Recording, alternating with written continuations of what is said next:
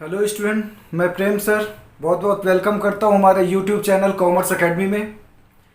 तो स्टूडेंट, जैसे कि अभी हमने इससे पहले chapter 4 change in profit sharing ratio पढ़ा। हमारा पार्टनरशिप का चैप्टर चल रहा है। पार्टनरशिप में हमने पिछले 3 चैप्टर कवर किए हैं। पहला चैप्टर आपका फंडामेंटल ऑफ पार्टनरशिप, दूसरा वैल्यूशन ऑफ गुडविल और तीसरा change in profit sharing ratio. आज स्टार्ट करते हैं नेक्स्ट चैप्टर, जिसका नाम है admission of a new partner. तो ये आपकी बुक में चैप्टर नंबर 5 है, admission of a new partner.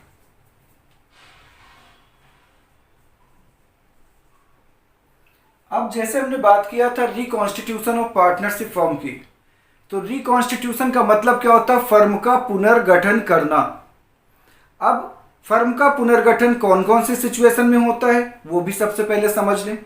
जब भी फर्म में कोई भी मेजर चेंज किया जाता है, बड़ा चेंज किया जाता है, जैसे पार्टनर अगर अपना प्रॉफिट शेयरिंग रेशो चेंज करते हैं तो फर्म का रिकॉन्स्टिट्यूशन करना पड़ता है। ऐसे ही अगर कोई पार्टनर फर्म में एडमिट होता है तो रिकॉन्स्टिट्यूशन होता है। कोई पार्टनर फर्म से रिटायर होता है या किसी पार्टनर की डेथ हो जाए तो हमें फर्म का रिकॉन्स्टिट्यूशन करना पड़ता है। और एक और मोड होता है, वो है अमलगमेशन ऑफ 2 और मोर फर्म्स। 2 या 2 से अधिक फर्म मिलकर अगर एक फर्म बना लेते हैं तो उसमें भी फर्म का रिकॉन्स्टिट्यूशन करना पड़ता है। तो बात आती है कि रिकॉन्स्टिट्यूशन करने में प्रॉब्लम क्या आती है या हमें क्या क्या ऐसे चेंजेस अपने अकाउंट्स में करने पड़ते हैं। तो इसके लिए 6 चेंजेस करने पड़ते हैं पार्टनरशिप फर्म के अकाउंट्स में। वो चेंजेस मैंने आपको पिछले चैप्टर में बताए हैं, वही 6 चेंजेस यहाँ पर है। तो उन सभी 6 चेंजेस में से आपका फर्स्ट चेंज है determination of new profit sharing ratio. क्योंकि पहले नंबर ऑफ पार्टनर्स कम थे, उनका प्रॉफिट शेयरिंग रेशो कुछ और था। अब नया पार्टनर फर्म में आ गया है। नए पार्टनर के आने से फर्म के प्रॉफिट में शेयर करने वाले लोगों की संख्या बढ़ गई, इसलिए नया प्रॉफिट शेयरिंग रेशो हमें डिटरमिन करना पड़ेगा, कैलकुलेट करना पड़ेगा। ठीक है, तो हमारा आज का टॉपिक है determination of new profit sharing ratio. ठीक है, डिटर्मिनेशन ऑफ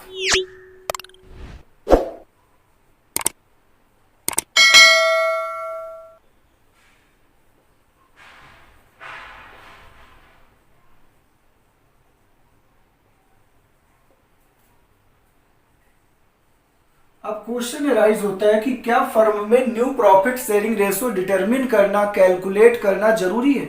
बिल्कुल जरूरी है। क्योंकि समझिए, मान लीजिए ये हमारे फर्म का प्रॉफिट था, जहां पर अभी 2 पार्टनर थे, ए और बी। दोनों का मान लो कि प्रॉफिट शेयरिंग रेशो इक्वल था, दोनों फर्म के प्रॉफिट को आधा आधा डिवाइड कर लेते थे। अब फर्म का प्रॉफिट तो उतना ही है, बट नया पार्टनर आ गया। मान लो पार्टनर सी एडमिट हुआ है और पार्टनर सी को जो फर्म ने शेयर दिया उसे भी मान लो हमने इक्वल पार्टनर बना लिया। तो यहां पर क्या होगा कि जो प्रॉफिट अभी तक 2 ही पार्टनर में बंटता था, अब वो प्रॉफिट 3 पार्टनर्स में बटेगा, तो पुराने पार्टनर्स के रेशो चेंज हो जाएंगे। ठीक है, तो यहां पर मैं आपको बताता हूं कि अगर हमें प्रॉफिट शेयरिंग रेशो को अच्छे से समझना है तो मैं आपकी सुविधा के लिए प्रॉफिट शेयरिंग रेशो को 3 केसेस में डिवाइड कर देता हूं, ताकि आप इजीली इसकी प्रॉब्लम को समझ पाएं। पहला है सिंपल केस, दूसरा है केस ऑफ फ्रॉम, और तीसरा है केस ऑफ ऑफ। अब आपको यहां पर ध्यान देना है कि मैंने यहां लिखा है case of from. Case of from English point of view से बिल्कुल गलत है, क्योंकि 2 प्रीपोजिशन एक साथ, ऑफ और फ्रॉम एक साथ नहीं आ सकते, ऑफ और ऑफ 2 बार एक साथ नहीं आ सकते। इंग्लिश के पॉइंट ऑफ व्यू से ये गलत है, मैं एक्सेप्ट करता हूं। बट आपको यहां पर सिचुएशन समझने के लिए आपको एक बार ही क्वेश्चन पढ़कर क्या और कैसे ट्रीटमेंट करना वो समझ आ जाए, तो इसके लिए मैंने ये दो वर्ड्स आइडेंटिफाई करके लिखे हैं। तो आप इसे इंग्लिश के पॉइंट ऑफ व्यू से ना देखें, बल्कि अकाउंटिंग पॉइंट ऑफ व्यू से इसे समझें, तो आपको एक बार में ही ये सारे केसेस समझ आ जाएंगे। तो मैं आपको एक एक करके तीनों केसेस कैसे होते हैं और किस तरीके से इन सिचुएशन में हम new profit sharing ratio calculate करते हैं, मैं आपको बताता हूं। ठीक है, तो सबसे पहले मैं आपका फर्स्ट केस लेता हूं, सिंपल केस।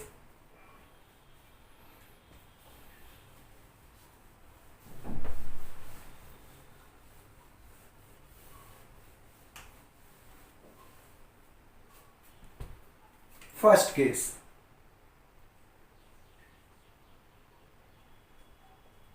जिसे हम सिंपल केस कहते हैं।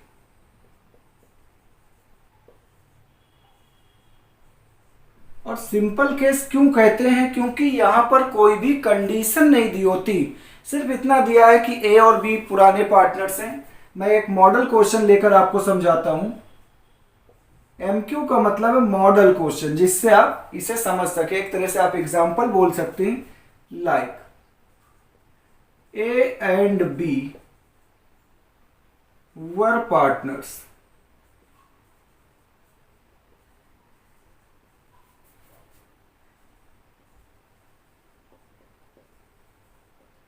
sharing profits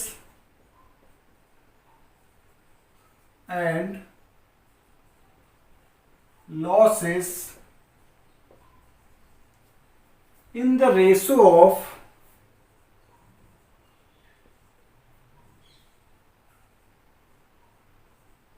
3:2। ए और बी दो पार्टनर हैं जिनका प्रॉफिट शेयरिंग रेशो 3:2 है। दे एडमिट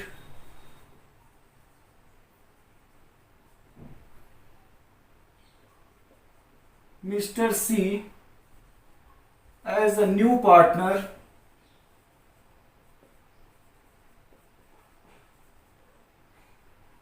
for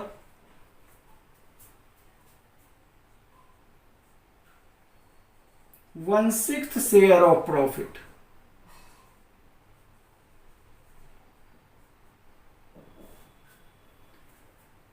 कंप्यूट, या नीचे लिखता हूं,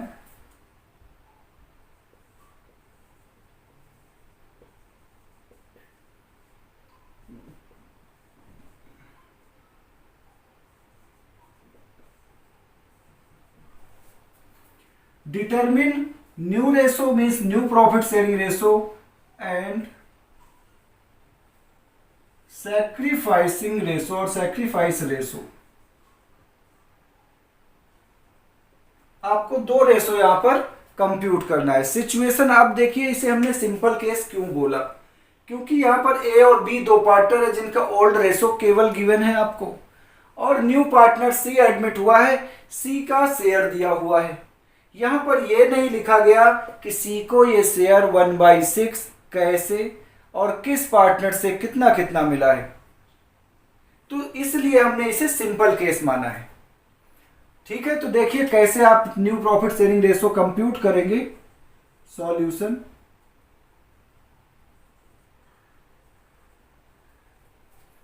सबसे पहले आपको ओल्ड रेशो मेंशन करना है। ओल्ड रेशो हमारा क्या है? ए और बी का 3:2।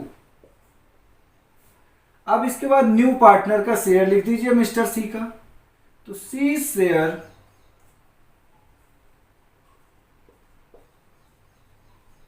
सी का शेयर कितना है? 1/6। आप देख सकते हैं सी का शेयर है 1/6। अब अगर हम मान ले कि हमारे पूरे फर्म में प्रॉफिट हुआ है 1, लेट कर लेते हैं कि लेट टोटल प्रॉफिट बी 1। जैसे मैथ में हम किसी भी चीज को 100 या x एज्यूम कर लेते हैं, यहां पर हम मान लेते हैं कि हमारे प्रॉफिट फर्म में टोटल प्रॉफिट हुआ है 1।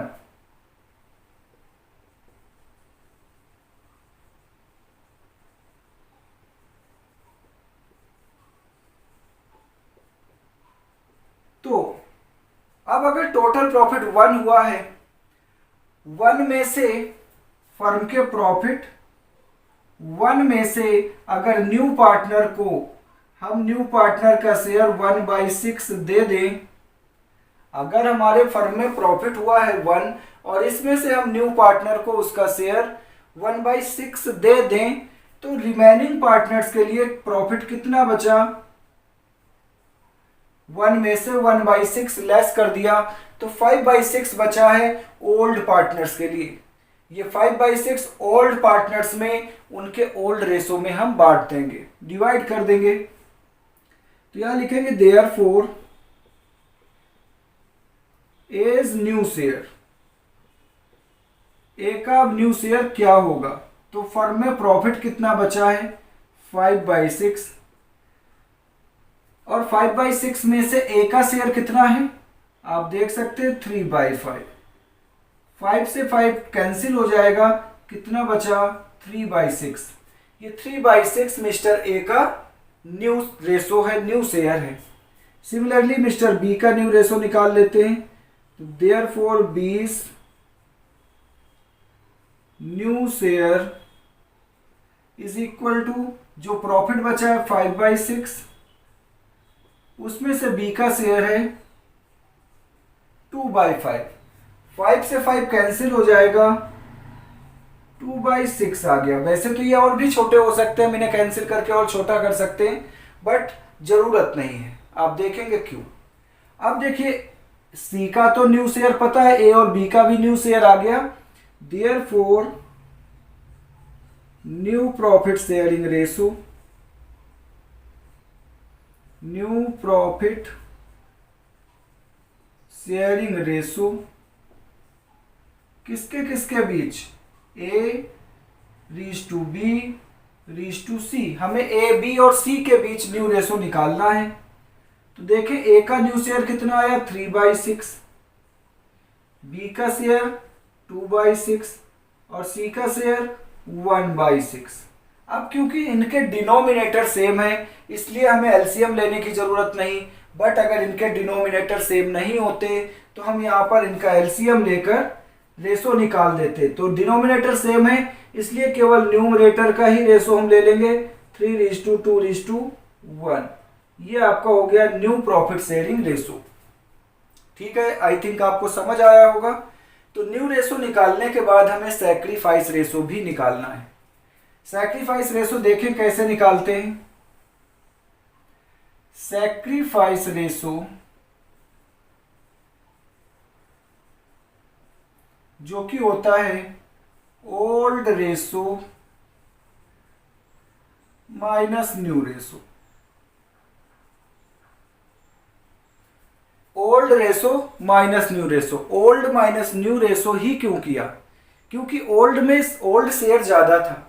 तब अगर प्रॉफिट 5 रुपए का होता था तो उसमें 3 हिस्से में 60% ए को मिलता था, 40% बी को मिलता था। अब हमारा प्रॉफिट अगर 6 रुपीज होगा तब ए को 3 रुपए मिलेगा। तो ए का शेयर और बी का शेयर पहले से घट चुका है, हमें उनका सैक्रिफाइस निकालना है। सैक्रिफाइस का मतलब कि ओल्ड पार्टनर्स को कितना कितना लॉस हुआ है in terms of shares new partner के आने से। तो सबसे पहले एज सैक्रिफाइस निकालते हैं। एज सैक्रिफाइस, अब ए का ओल्ड रेशो कितना है? देखिए 3/5, जबकि न्यू रेशो कितना है? 3/6। तो इन दोनों का क्योंकि डिनोमिनेटर सेम नहीं है आप एलसीएम ले लें। एलसीएम आया 30, 5 6 30, 6 3 18 माइनस 15, कितना आया? 3/30। ये ए का सैक्रिफाइस है 3/30। अब ऐसे ही बी का सैक्रिफाइस निकालना है। बी सैक्रिफाइस, बी का ओल्ड शेयर कितना था? 2/5। आप देखिए बी का ओल्ड शेयर कितना था? 2/5, जबकि बी का न्यू शेयर कितना है? 2/6। इनका भी एलसीएम लिया आया है 30। एलसीएम आया 30। उस 30 में से 5 6 30, 6 2 12, -10 कितना आया 2/30। तो देयरफॉर सैक्रिफाइस रेशो कितना आ गया 3/30 एंड 2/30। डिनोमिनेटर सेम है तो रेशो न्यूमरेटर का ले लेंगे जो कि आया 3:2। तो यहाँ पर देखें कि 3:2 सैक्रिफाइस रेशो है, 3:2 ओल्ड रेशो है, दोनों ही सेम है।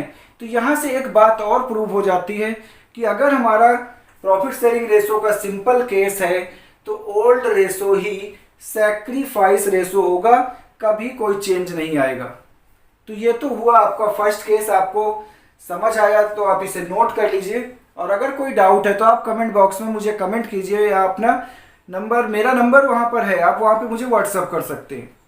ठीक है, इसे नोट कर लें या स्क्रीनशॉट ले लें ताकि मैं अब दूसरा केस आपको बताऊं।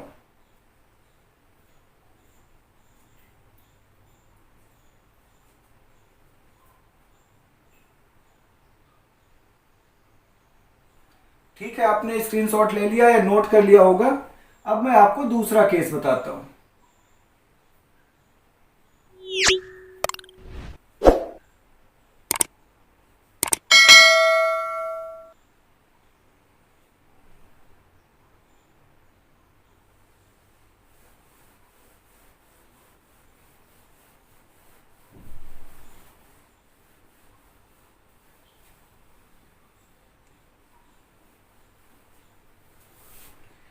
अब हमारा सेकंड केस है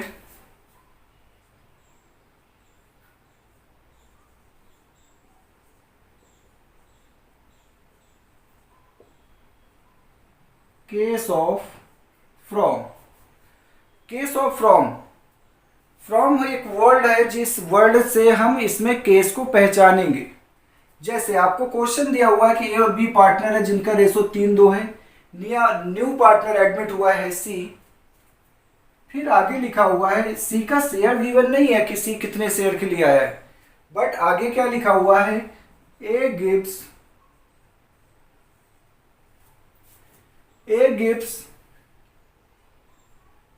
1/5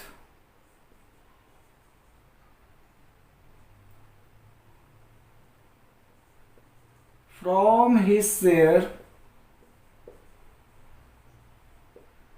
while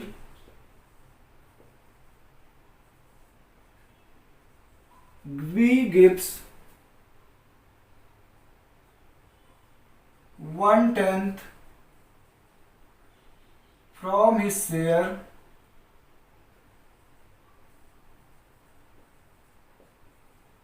to मिस्टर सी। अब देखिए यहां क्वेश्चन में चेंज आ गया। चेंज कैसे आ गया कि यहां पर सी को एडमिट किया है, सी नया पार्टनर है, सी को एडमिट किया है। ए गिव्स, ए ने अपने हिस्से में से दिया है 1/5 फ्रॉम हिज शेयर, अपने शेयर से। ये मैंने यहां पे लिखा है केस ऑफ फ्रॉम। तो फ्रॉम का मतलब क्या है कि इंग्लिश में फ्रॉम का मतलब होता है से। तो यहां पर एक पार्टनर ए है जिसने अपने शेयर से 1/5 दिया है, जबकि बी ने अपने शेयर से 1/10 फ्रॉम हिज शेयर। तो ये फ्रॉम वर्ड से हम पहचानते हैं कि केस हमारा फ्रॉम के केस का है। तो अब इसमें हमें नया रेशो कैसे निकालना है समझे जरा। सबसे पहले यहां भी हमें ओल्ड रेशो लिखना है। ओल्ड रेशो हमारा 3:2 है, जो कि आप देख सकते हैं।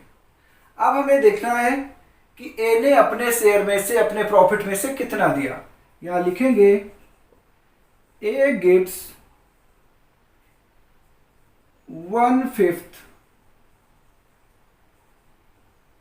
From his share to mister C. A ने अपने शेयर से, ए ने अपने शेयर से 1/5 दिया है, देयरफॉर एज न्यू शेयर। अब ए का न्यू शेयर कितना हो जाएगा, तो देखें ए का ओल्ड शेयर कितना था, ए का ओल्ड शेयर कितना था 3/5। अब 3/5 में से ए ने 1/5 अपने शेयर से सी को दे दिया, तो ए का शेयर अब घट जाएगा, कम हो जाएगा 1/5।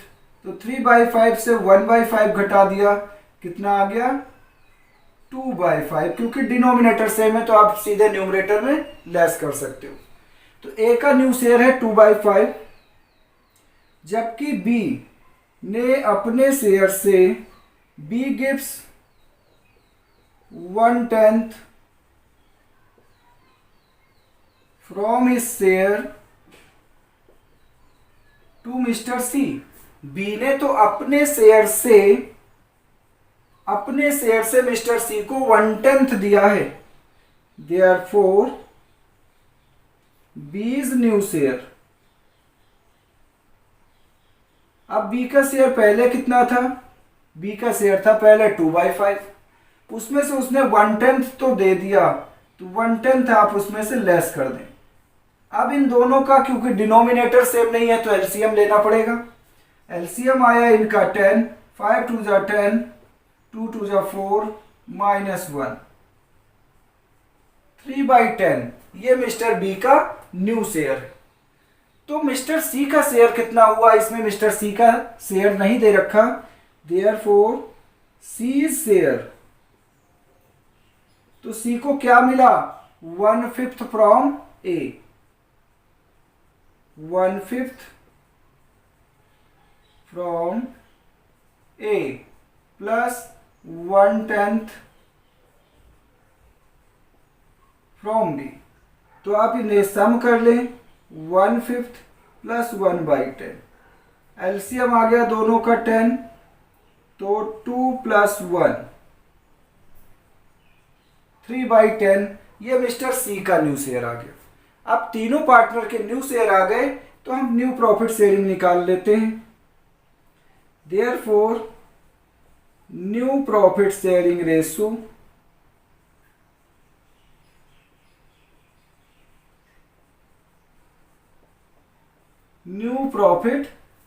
रेशो किसके किसके बीच, ए बी और सी के बीच। तो इनका नया रेशो क्या आया है, यहां नीचे लिख देते हैं। ए का न्यू शेयर आया है 2/5, बी का आया है 3/10 और सी का भी आया है 3/10। अब क्योंकि इनके डिनोमिनेटर इक्वल नहीं है, आप एलसीएम ले लें। एलसीएम आ जाएगा 10, तो यहां आ गया 4:3:3। तो न्यू रेशो क्या आ गया पार्टनर का 4:3:3। ये न्यू रेशो है। सैक्रिफाइस रेशो आप इसमें बिल्कुल ऐसे ही निकालेंगे जैसे हमने प्रीवियस केस में किया। सैक्रिफाइस रेशो में old ratio minus new ratio, आपके पास न्यू रेशो है और ओल्ड भी है, तो सैक्रिफाइस रेशो आप इस तरीके से निकालेंगे। तो ये तो हुआ आपका सेकंड केस, जिसे हमने केस ऑफ फ्रॉम बोला। अब फ्रॉम क्या है, यहाँ पे मैंने आपको समझाया कि फ्रॉम केवल क्वेश्चन में हमें अपना तरीका फाइंड करने का एक स्मार्ट वे है। हमने कैसे पहचाना कि फ्रॉम का केस है, ए ने अपने शेयर से, यहाँ देखिए फ्रॉम वर्ड लिखा है, फ्रॉम हिज शेयर, इसलिए हमने इसे आइडेंटिफाई करने के लिए फ्रॉम का केस नाम दे दिया। ठीक है, तो इसे आप नोट कर ले या स्क्रीनशॉट ले लें, ताकि अब मैं आपको रेशो का थर्ड और लास्ट केस बता दूं।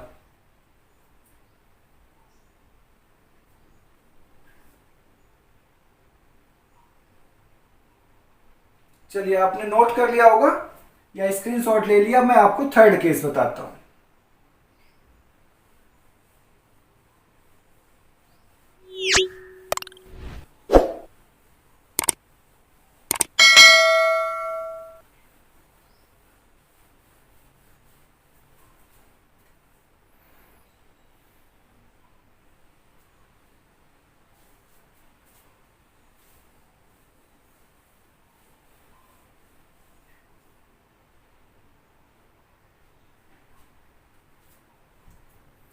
अब हमें लास्ट और थर्ड केस, जिसका नाम है केस ऑफ, इसे समझना है। तो यहाँ तक तो हमारी सेम सिचुएशन है। ओल्ड पार्टनर ए और बी हैं जिनका प्रॉफिट सेलिंग रेशो 3:2 है। सी को एडमिट किया है। ए surrender,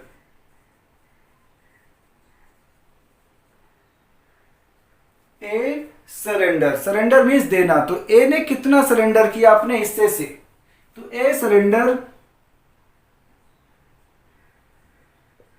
1/5 of his share while B surrender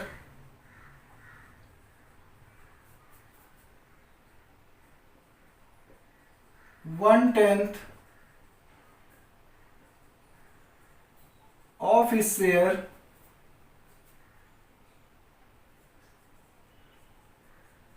to Mr. C. Determine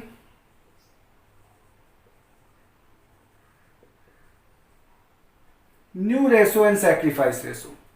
ये आपका केस थर्ड है जिसे हम केस ऑफ ऑफ कहते हैं। कैसे पहचानेंगे केस ऑफ ऑफ है, तो यहाँ ए ने अपने शेयर से, अपने शेयर का, नॉट अपने शेयर से, ए ने अपने शेयर, ऑफ मीन्स क्या होता है का, मैथ में और अकाउंट्स में ऑफ का मतलब होता है का।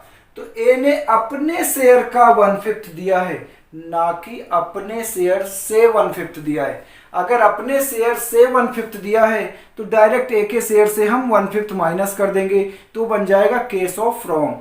उसने अपने शेयर से नहीं दिया, अपने शेयर का 1/5 दिया है, तो इसके लिए हमें पहले मिस्टर ए के शेयर का 1/5 निकालना पड़ेगा। उसके बाद फिर हम ए के शेयर में से जितना उसने दिया वो लेस करेंगे, तो ए का न्यू शेयर आएगा। सिमिलरली बी ने भी अपने शेयर का 1/10 दिया है, ना कि अपने शेयर से 1/10 दिया है। अगर अपने शेयर से दिया है तो डायरेक्टली हम उसके शेयर से माइनस कर देंगे, जबकि यहाँ पर उसने पहले अपने शेयर का 1/10 दिया है, तो पहले बी के शेयर का 1/10 हम फाइंड करेंगे। चलिए देखिए कैसे करना है।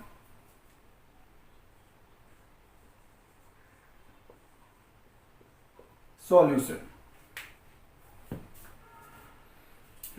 तो सबसे पहले हमें ओल्ड रेशो लिख लेना है, जो कि है 3:2। आपने देखा। अब ए ने कितना सरेंडर किया, 1/5 ऑफ हिज शेयर। यहां लिखेंगे A surrender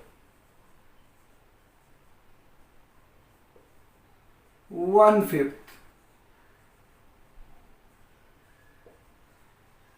of his share to mister C. अब देखिए ए ने अपने शेयर का 1/5 दिया है, तो इसका मतलब क्या हुआ, इसका मतलब हुआ कि 1/5 ऑफ का मतलब मल्टीप्लाई, या ऑफ का मतलब का, ऑफ किसका, अपने शेयर का। तो उसका शेयर कितना है देखें जरा, 3/5। इसका मतलब मिस्टर ए ने अपने शेयर का 1/5 दिया है मिस्टर सी को, तो उनके शेयर, मिस्टर ए के शेयर का 1/5 कितना बनता है, 3/25। तो इसका मतलब ए ने अपने शेयर से 3/25 दिया है। ए ने अपने शेयर का 1/5 दिया और ए के शेयर का 1/5 कितना बनता है, 3/25। इसका मतलब ए ने 3/25 अपने शेयर से दिया है, तो देयरफॉर एज न्यू शेयर। अब ए का शेयर कितना था, 3/5 था, उसने उसमें से 3/25 दे दिया। एलसीएम आया दोनों का 25, 5 5 से 25, 5 3 से 15 -3, 12/25। ये मिस्टर ए का न्यू शेयर हो गया। ऐसे ही लिखेंगे कि बी ने कितना सरेंडर किया, B surrender 1/10 of his share to mister C. 1/10 of share, हम ऑफ का केस कर रहे हैं, तो यहाँ पर ये ऑफ वर्ड है जिससे हम पहचानेंगे कि ऑफ का केस है। तो बी ने अपने शेयर का 1/10 दिया है, तो पहले बी के शेयर का 1/10 हम फाइंड कर लेते हैं। 1/10 किसका? बी के शेयर का। बी का शेयर कितना है? 2/5। तो 2/5 का 1/10 कितना हो गया? 2/50। देयरफॉर तो बी का शेयर फिर कितना होगा? बीज न्यू शेयर। अब देखें बी का ओल्ड शेयर कितना था? 2/5। उसमें से 2/50 तो उसने दे दिया। एलसीएम आया दोनों का 50। 5 10 जा 50, 10 2 जा 20 -2, 18/50। ये मिस्टर बी का न्यू शेयर है। देयरफॉर अब हमें सी का भी न्यू शेयर फाइंड करना। सी का न्यू शेयर तो गिवन नहीं है, तो सी इज न्यू शेयर। सी का न्यू शेयर क्या होगा? तो सी इज न्यू शेयर। अब सी को देखो, ए से कितना मिला? 3/25 प्लस बी से कितना मिला है? 2/50। दोनों का सम कर लें। 25 और 50 का एलसीएम आया 50, और 25 से डिवाइड किया 2 3 जा 6 +2। एक सी का शेयर आया 8/50। Therefore new profit sharing ratio.